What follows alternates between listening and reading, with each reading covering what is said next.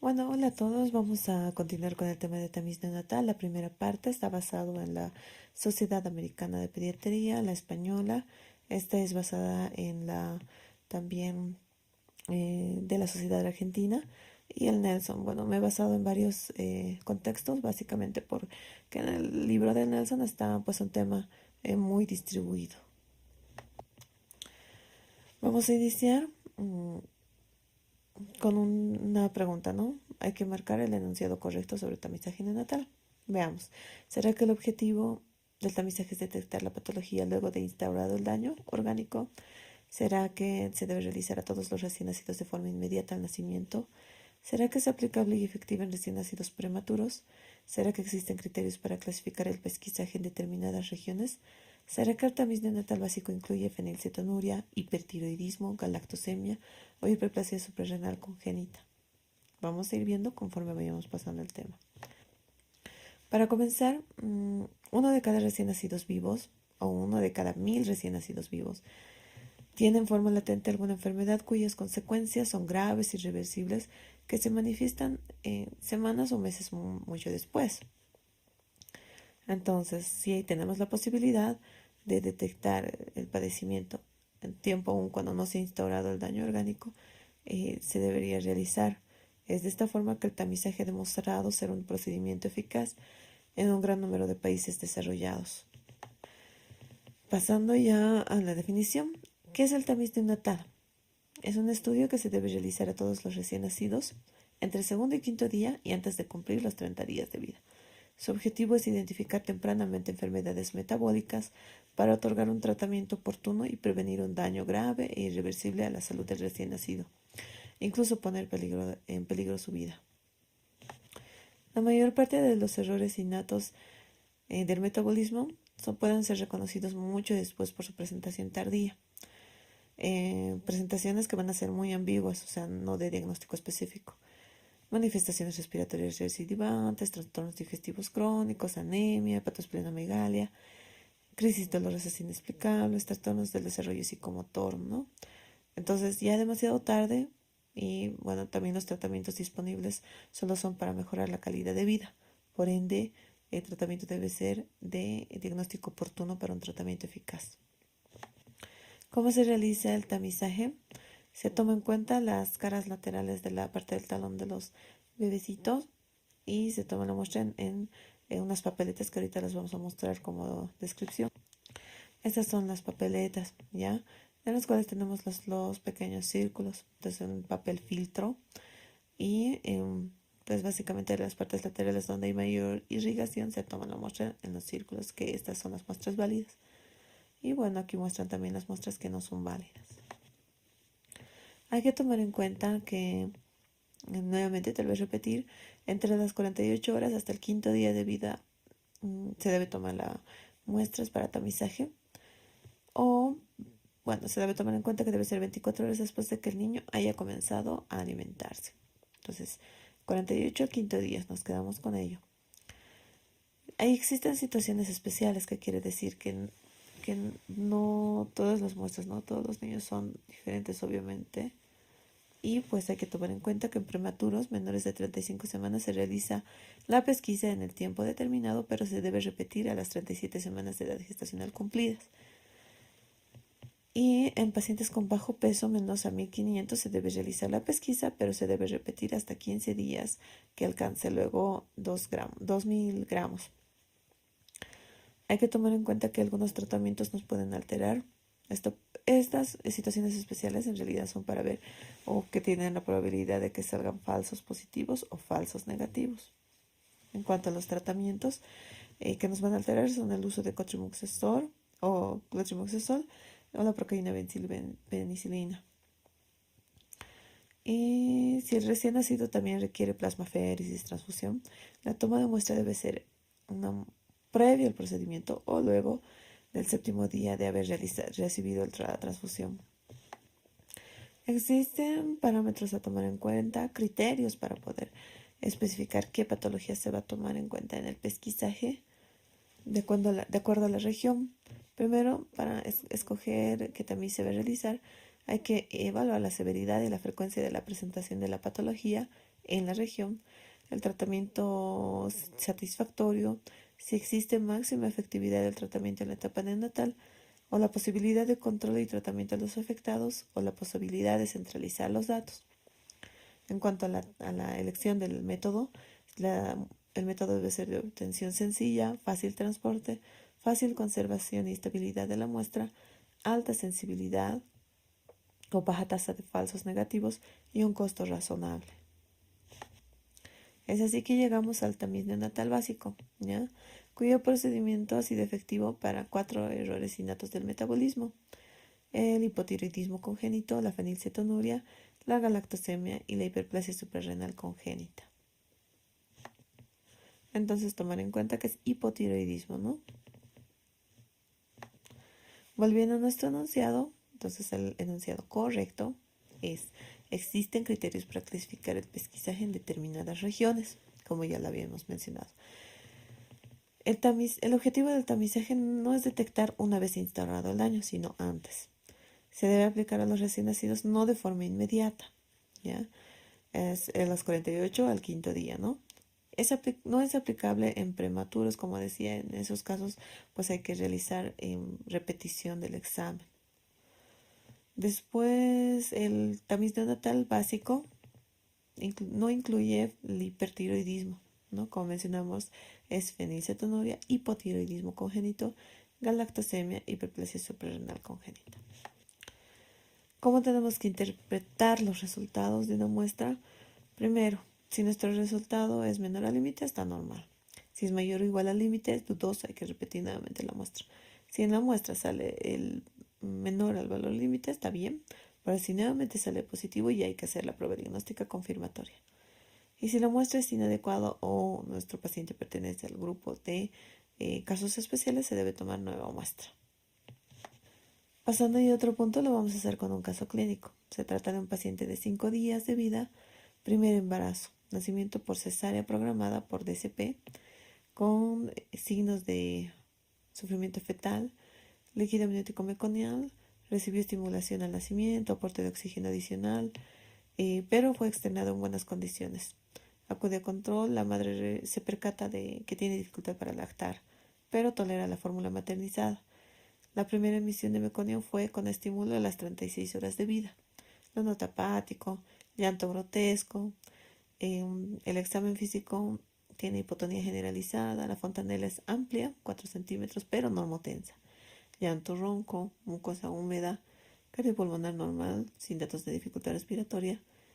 Está ictérico con Kramer 3 y el abdomen no está distendido, pero es blando, ruidos hidráulicos normoactivos, llenado capilar menor a 2 segundos, la piel es seca, con macroglosia y los signos vitales dentro de parámetros aceptables para la edad. Bueno, y este caso los estoy presentando para ir al tema siguiente y para tomar algunas connotaciones de la descripción del caso. Bueno, cabe mencionar que vamos a ir con el hipotiroidismo congénito, y para ir al tema, pues primeramente nos vamos a acordar de la biosíntesis, ¿no? Y el ciclo de la formación de la hormona tiroidea. En el hipotálamo tenemos la hormona liberadora de la hormona tirotropina o de la tiroestimulante, que se va a estimular en la parte anterior de la hipófisis, ¿no? Y esta va a estimular a la glándula tiroidea para formar la hormona tiroides, ¿ya? Cuyos metabolitos activos son la T3 y la T4. Sus funciones son a nivel sistémico, ¿no? Actúa con el crecimiento, el aparato vascular, metabolismo celular, transcripción genética y el desarrollo. Y cualquier alteración a estos niveles pues van a formarnos alteración de la formación, ¿no? Final de la hormona tiroidea. Entonces, como definición, el hipotiroidismo congénito es una situación resultante de la disminución congénita de la actividad biológica de las hormonas tiroideas. Puede ser por producción deficiente a nivel hipotálamo hipoficiario, que es el hipotiroidismo central, o a nivel tiroideo, el hipotiroidismo primario, o bien por resistencia a su acción a nivel periférica en cada uno de los organitos en los que actúa, llamándose ahí hipotiroidismo periférico. Por otro lado, 1 de cada 4.000 lactantes en todo el mundo va a presentar esta patología, por ende su distribución es amplia y sí forma parte del tamizaje básico, ¿no? Entonces, estas son un cuadro de causas, ¿no? De la presentación del hipotiroidismo primario, ¿ya? En la cual se dice que tenemos primero los defectos del desarrollo fetal de la tiroides, que son disgenesias, y de la cual el 80 al 85% de pacientes con hipotiroidismo congénito tienen disgenesias, ¿ya? De esta, el 66% va a ser ectopía, es decir, la localización de la glándula va a estar en otra parte, generalmente en la base lingual, y 33% aplasia, ¿ya? Otro porcentaje, un 15%, se va a presentar con defectos de la síntesis de hormonas tiroidea, llamada dishormonogénesis, el 15%, ¿no? Que se asocia a bocio. Por otra parte, para repasar un poco y entender un poco de estas etiologías, vamos a acordarnos la formación de la hormona tiroidea. Y a nivel molecular tenemos nuestro capilar, la glándula, el tiroidocito y el coloide, ¿ya? De la capilar se va a absorber el yodo, ¿ya? Continuamente. Y en la parte del coloide se va a unir con la tiroglobina o tiroglobulina, donde se va a oxidar. Y una vez oxidada, se va a organificar formando ya la monoyodo, diyodo, tetrayodo, tironina con la tiroglobina y posteriormente el acoplamiento, ¿no? Con la formación de T3, T4 y su liberación a nivel capilar, ¿ya? Y bueno, pues esto va a ser continuamente, ¿no? Por ende, otra de las causas de la alteración de la biosíntesis de la hormona tiroidea van a ser las causas de hipotiroidismo, ¿ya? Por ende, el defecto del transporte, la mutación, a nivel de la proteína pendrina. Tal vez mencionar que la pendrina es una hormona que va a transportar el yodo, ¿no? Hacia el coloide. Entonces, alteraciones a cualquier nivel de la biosíntesis va a formarnos el hipotiroidismo congénito, ¿ya? Defecto de la desyodación, además de la resistencia a la hormona tiroidea a nivel periférico o anticuerpos maternos, ¿no? Siempre ver los antecedentes maternos, déficit de yodo, o medicación en la madre, la miodarona, el metimazol y el radioyodo. Y bueno, estas son causas de hipotiroidismo central o hipoficiario. Para hacer el diagnóstico existe un índice de Letard. Esto es extraído de la Sociedad Española de Pediatría. Y bueno, no se encuentra, ¿no?, como tal en el libro de Nelson, pero es un excelente índice que nos ayuda a la orientación diagnóstica. Si un paciente tiene hernia umbilical, nuestra puntuación de 1. Problemas en la alimentación, 1. Hipotonía, 1. Estreñimiento, 1. Macroglosia, 1. Inactividad, 1. Moteado cutáneo, 1. Piel seca, 1.5. Fontanela posterior amplia, 1.5. Facies característica, bueno, nos va a dar una puntuación de 3 con un total de 13. Y de esta valoración, menos a 4 puntos en diagnóstico descartado, de 4 a 7 puntos diagnóstico de sospecha y mayor a 7 puntos diagnóstico clínico de certeza, ¿no? Y con este diagnóstico clínico pues ya nos vamos a ir al tratamiento. Este examen es muy aplicable, ¿no?, a recién nacidos y es muy valorable, ¿no? Tiene una sensibilidad mayor al 80%. Volviendo a nuestro caso clínico, vamos a identificar los puntos a tomar en cuenta, ¿no? Primero, nuestro paciente ha sido por cesárea, por DCP, con datos de sufrimiento fetal agudo. El líquido amniótico ha sido meconial, ha recibido estimulación y aporte de oxígeno, es decir, que ha habido discreta hipoxia, ¿no? Pero ha sido externado en buenas condiciones. La AMA refiere dificultad a la lactancia, ¿no? Como mencionábamos para una clasificación no clínica, pero tolera fórmula.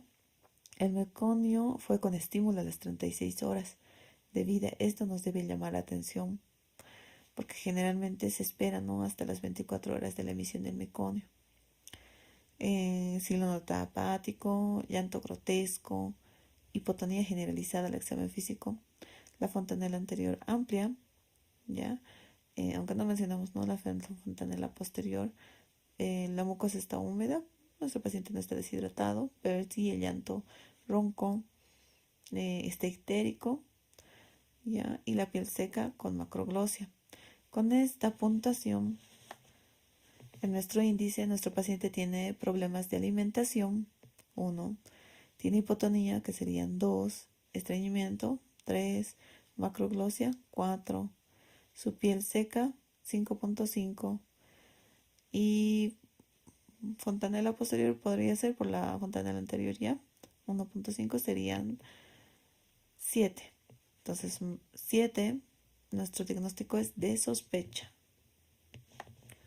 Entonces ya tenemos nuestra sospecha para hipotiroidismo congénito. Pero hay que considerar los antecedentes previos, ¿no? Por ende, nuestro paciente también podría tener sepsis neonatal porque tiene dificultad a la lactancia, ¿no? Y si bien su fontanela es normotensa, pero es amplia, y se lo nota hipotónico, ¿no? Entonces, nuestro diagnóstico diferencial sí es ictericia, ¿no? Por la ictericia, bueno, que presenté, el hipotiroidismo congénito. La ictericia puede ser secundario al hipotiroidismo, pero no descartamos solamente ictericia como tal, y sepsis neonatal por las características del cuadro, ¿no? Entonces, nuestra opción es todas. ¿Cuál es nuestra confirmación, no? Tenemos en nuestro paciente, por ejemplo, cuando tenemos un algoritmo, ¿no?, de hipotiroidismo, nuestra TSH sale menos a 10, decimos que es normal. Supongamos que nuestro paciente ha salido, por decir así, 15 o 20. La confirmación, debemos realizar la confirmación diagnóstica. La confirmación diagnóstica se hace con el dosaje cuantitativo de TSH y T4. Hay que verificar si hay anticuerpos antitiroideos, la tiroglobulina. Hay que hacer una ecografía tiroidea para ver, ¿no?, las causas, ¿no?, del hipotiroidismo, centellograma tiroideo y evaluación por endocrinología pediátrica, ¿ya? Sí, la evaluación por el endocrinólogo, como nuestro país no va a ser un poco prolongado, de dificultad, se puede iniciar el tratamiento. Se inicia una vez tengamos la confirmación, ¿no? Luego de extraerse la muestra, se debe realizar la administración de levotiroxina de 10 a 15 microgramos por kilo día. Como mencionábamos, pueden haber falsos negativos y falsos positivos y es necesario que sepamos cuáles son, ¿ya? Los falsos positivos nos pueden dar una muestra muy precoz, es decir, no cumpliendo las 48 horas, las primeras 24, incluso el nacimiento. Podría haber exposición materna a la medicación antitiroidea. Podría haber falsos negativos en el caso de pacientes prematuros o déficit de globulina ligadora, hipotiroidismo secundario terciario o un error de laboratorio. ¿Cuáles van a ser las complicaciones, no, o la presentación ya de forma tardía? Bueno, nuestro paciente podría tener retraso del crecimiento, retraso de la maduración ósea, retraso psicomotor, ¿no?, trastornos de aprendizaje, fatiga, anorexia, intolerancia, estreñimiento, piel seca, miopatía, pubertad retrasada, bradicardia, hipotensión, bocio. Entonces, para evitar llegar a esto, porque ya una vez instaurada la enfermedad, el tratamiento, si bien se puede instaurar, pero las complicaciones, muchas de ellas no. Bueno, ya pasando a otro tema, vamos a presentar otro casito clínico. Un paciente de 2 años de edad, procedente de población rural, ¿ya? Tercer embarazo, es controles prenatales normales, nacimiento prematuro, 35 semanas de gestación. Recibió reanimación básica, internada por prematuridad, ictericia, y actualmente a sus 2 años camina con apoyo, pronuncia monosílabos y no obedece órdenes. Entonces, ha sido internada en 2 oportunidades por cuadros gastrointestinales con deshidratación. Acudió a emergencias por transgresión alimentaria en 3 oportunidades y el último año, el último año vino, bueno, con 3 oportunidades de transgresión alimentaria, ¿no? Pero siempre tuvo dificultad para la ganancia ponderal con un peso actual de 10 kilitos y una talla de 75 centímetros a sus 2 años. Entonces hay que tomar en cuenta de este pacientito, primero los cuadros edeméticos frecuentes, ¿ya? Los cuadros gastrointestinales se podría decir que tenía un paciente, ¿no? Con vómitos, deposiciones líquidas, pero la transgresión alimentaria generalmente solo son vómitos, ¿ya? Y bueno, hay que tomar en cuenta que nuestro paciente sí tiene retraso del desarrollo psicomotor y tiene talla baja. Entonces, nos vamos a agarrar de esos tres signos ahorita, ¿ya? También tomar en cuenta la prematuridad, ¿no? Pero básicamente nos vamos a basar en esos para hacer el diagnóstico. Bueno, ya pasando a la fenilcetonuria, es una enfermedad autosómica recesiva. Se produce por bloqueo de la conversión de la fenilalanina a tirosina y es por déficit de la fenilalanina hidroxilasa. Puede existir déficit de la síntesis o déficit de reciclaje de su cofactor. Su incidencia es de 1 por cada 10.000 recién nacidos vivos y pueden existir portadores sanos, que se presentaría uno de cada 50 pacientes diagnosticados. Y bueno, aquí tenemos nuestro esquema, ¿no?, de la vía metabólica alterada. Tenemos la fenilalanina que debe convertirse a tirosina para completar, ¿no?, nuestro ciclo metabólico. Sin embargo, vamos a tener la alteración o el déficit de la función de la fenilalanina hidroxilasa o la tetrahidrobiopterina, que básicamente va a bloquear este ciclo, ¿no? Por ende, la fenilalanina se va a acumular y se va a ver mayor formación de fenilpiruvato, que se va a transformar en fenilacetato. Entonces, estos metabolitos se eliminan por la orina, ¿ya? Pero la fenilalanina va a aumentarse en sus niveles a nivel del cerebro y esto va a producir lesión, ¿ya? ¿Por qué? Porque inhibe la captación de otros aminoácidos y la fenilalanina, si bien es un aminoácido esencial, pues su elevación incrementada va a desequilibrar la presencia de otros aminoácidos que son también esenciales. Ahora, cabe mencionar que fenilcetonuria clásica es cuando tenemos un valor más de 20 miligramos de cilitro en orina, ¿no? Pero tenemos cuando son menos, pero es más de 5 de fenilalanina, es una hiperfenilalaninемia leve.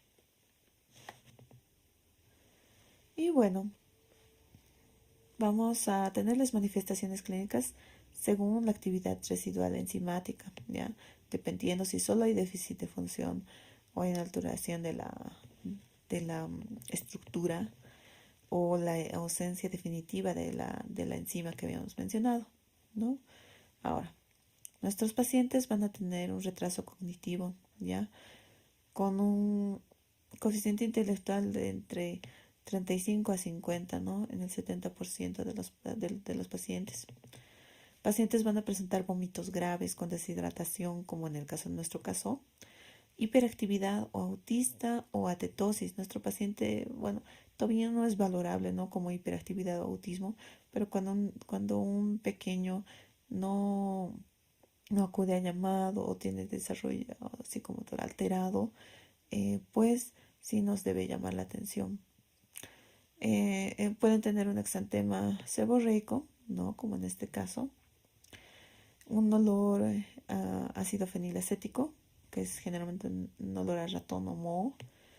Puede presentar convulsiones, hiperreflexia o temblores. Puede presentar hipoplasia del esmalte o retraso del crecimiento o disminución de la densidad mineral, ya con adelgazamiento de la cortical. Eso se puede ver en una plaquita de rayos X. O ingesta eso es por la ingesta inadecuada de proteínas naturales. Bueno, volviendo a nuestro caso clínico, ¿no? Solicitamos la historia anterior, reporta cribado neonatal negativo, pero recordemos que nuestro paciente es prematuro, no tiene antecedente de prematuridad. Por las características del cuadro, pues solicitaron todos los exámenes, ¿no? Dentro de los cuales, afortunadamente, le pidieron los laboratorios de fenilalanina, cuyo resultado nos salió en 24. ¿Cuál es la medida a tomar? Bueno, eso vamos a ver en adelante. Como mencionábamos, previamente, ¿no? Tenemos falsos positivos y falsos negativos. Los falsos positivos nos van a dar cuando hemos tenido un paciente que se tomó la muestra que tenía alimentación parenteral, ¿ya? O hipertirosinemia. Pero falsos negativos, extracción precoz de la muestra, prematuros y exsanguíneo transfusión. Entonces, nuestro paciente por clínica y pues con un examen complementario básicamente dudoso o positivo ya, se realiza el algoritmo. Primero, la determinación fenilalanina en sangre. Si es mayor a 4, se debe realizar dosaje cuantitativo, ¿no? Nuestro paciente tiene 24. Con 24 tiene mayor a 20, entonces ya tiene diagnóstico de fenilcetonuria clásica y se debe realizar ya la dieta inicialmente.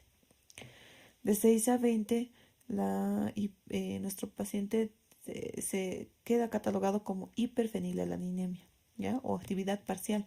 Bueno, se podría decir que en estos pacientes la actividad residual enzimática pues es de un buen porcentaje que va a mantener o va a presentar datos ambiguos, ¿no? Entonces, el tratamiento en estos casos es uso de cofactor de aminoácidos y dieta. O el cofactor, como decíamos, la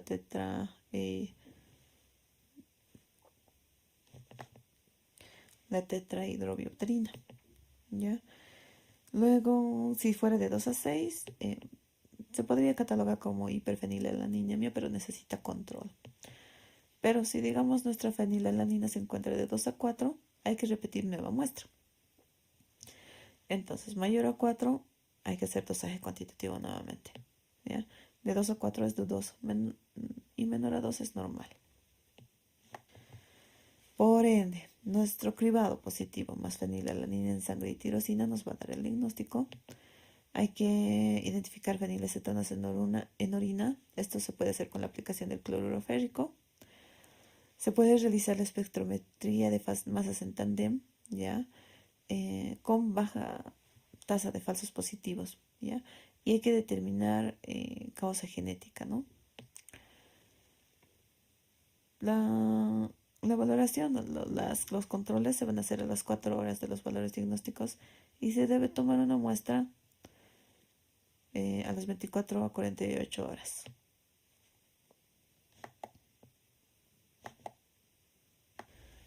Para el tratamiento, pues se debe realizar con pacientes con más de 10 miligramos de cilitro de fenilalanina en sangre o más de 6, ¿ya? Cuando son más de 6 a 10, pues decimos hiperfenilalaninемia, ¿no? En las cuales el tratamiento se basa en reducción de la concentración, ¿no? Para la ingesta. Se debe mantener, ¿no?, concentraciones plasmáticas de fenilalanina entre 2 y 6 en neonatos hasta 12 años y entre 12 a 15 en mayores. Ya, esto también dependiendo de la clínica. Por otro lado, existen, ¿no?, apoyos terapéuticos que no son netamente naturales. Esto ya en la fenilcetonuria clásica, porque son valores mayor a 20, ¿no? Se deben consumir aminoácidos neutros de gran tamaño, que son pues proteínas sintéticas, ¿ya? Compiten con la fenilalanina a nivel de la barrera hematoencefálica y tienen se podría decir, mayor apetencia, ¿no?, en las células, por ende son más absorbidas que la fenilalanina como tal. Ahora, tenemos la tetrahidrobiopterina, ¿ya? O la fenilalanina hidroxilasa por vía oral, ¿ya? Y la sapropterina, que es el cofactor, ¿no?, equivalente y sintético, que se puede administrar 10 miligramos kilogramo día y reduce la concentración plasmática fenilalanina hasta el 40%. El abordaje de estos pacientes debe ser multidisciplinario, con especialistas en metabolismo, nutricionistas y psicólogos. Bueno, pasando a otro tema, la galactosemia. Cabe tomar en cuenta que la leche y los lácteos, una vez administrados por vía oral, se van a metabolizar, ¿no?, en glucosa y galactosa. Cuando hay una alteración a nivel del metabolismo de la galactosa, pues lo que va a pasar es que va a haber acúmulo de la galactosa. Cuando hay un acúmulo molecular que no debería, pues va a empezar a formar clínica. Y ahí tenemos nuestra galactosemia. Esta es nuestra vía metabólica, de la cual nuestras enzimas clave y cuya alguna alteración de ellas pues va a contribuir para que tenemos la galactosemia. Tenemos la galactoquinasa, tenemos la UDP, la uridiltransferasa y la fosfoglucomutasa, ¿ya? Cuya alteración de ellas pues nos va a dar la galactosemia como tal. Y a este nivel generalmente es la que nos va a dar la galactosemia clásica, ¿no? Este déficit de esta enzima. Los lactantes con déficit enzimático total o casi total nos van a dar la galactosemia clásica. Es una enfermedad autosómica recesiva. Los lactantes padecen del déficit de la transferasa, ¿no? Como mencionábamos. Y se va a presentar generalmente la segunda mitad de la primera semana de vida. La presentación va a ser de 1 por cada 60.000. La acumulación de galactosa 1-fosfato causa lesión en los riñones, hígado y cerebro. Entonces nuestra clínica va a ser algo ambigua, ¿no? Que va a tener muchos diagnósticos diferenciales.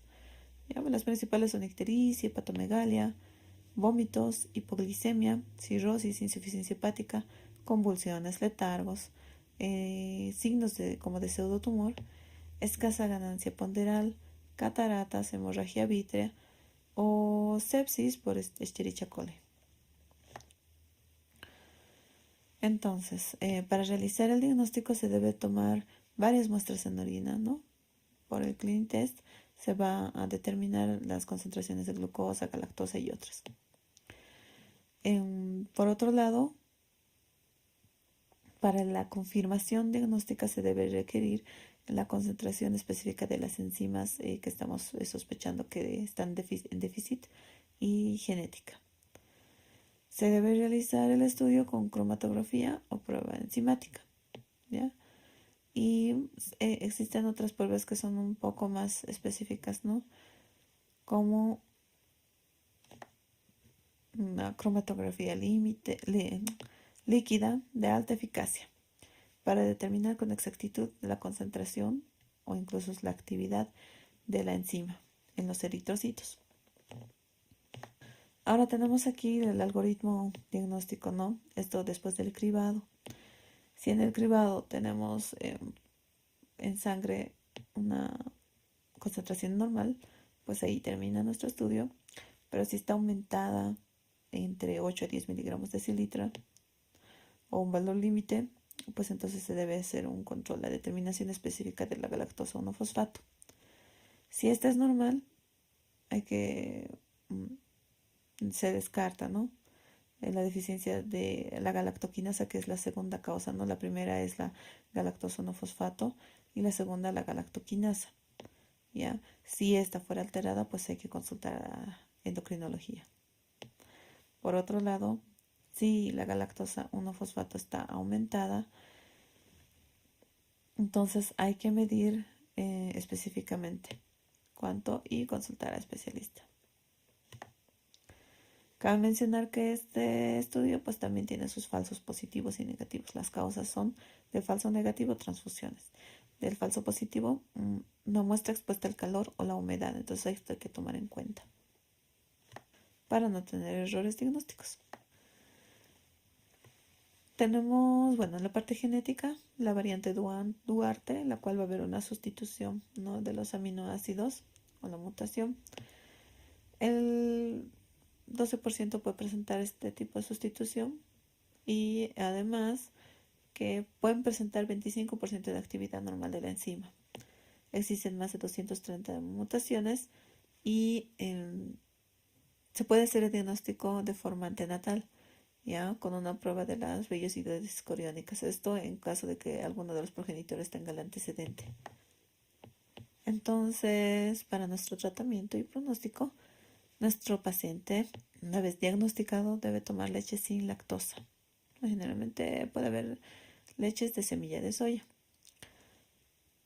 Se debe recibir suplemento de calcio porque básicamente el consumo de la leche es por el aporte de calcio que tiene, ¿no?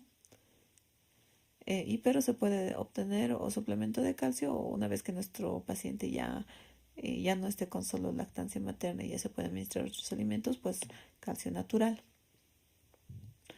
Nuestros pacientes pueden presentar mm, insuficiencia ovárica a la larga, ya disminución de la densidad ósea, eso por el suplemento de calcio que requiere, o retraso del crecimiento del desarrollo. El 80 al 90% va a tener hipogonadismo y hipogonadotrófico, así que esto es muy frecuente. Y va a haber alteración de la función motora y del equilibrio, y el paciente puede tener como secuelas, ¿no? Neurológicas, ataxia y alteraciones de la postura. Entonces, los puntos a tomar en cuenta son: la galactosemia clásica se debe a déficit de galactosa 1-fosfato uridiltransferasa. Obviamente tenemos las otras dos enzimas, ¿no? Pero la clásica es por el déficit de esta. El diagnóstico confirmatorio es de la galactosa transferasa aumentada y la fenética. La alteración genitourinaria más frecuente, decíamos entre el 80%, y por la galactosemia es hipogonadismo y hipogonadotrófico. Y bueno, es así como llegamos al finalizar la primera parte de tamizaje neonatal.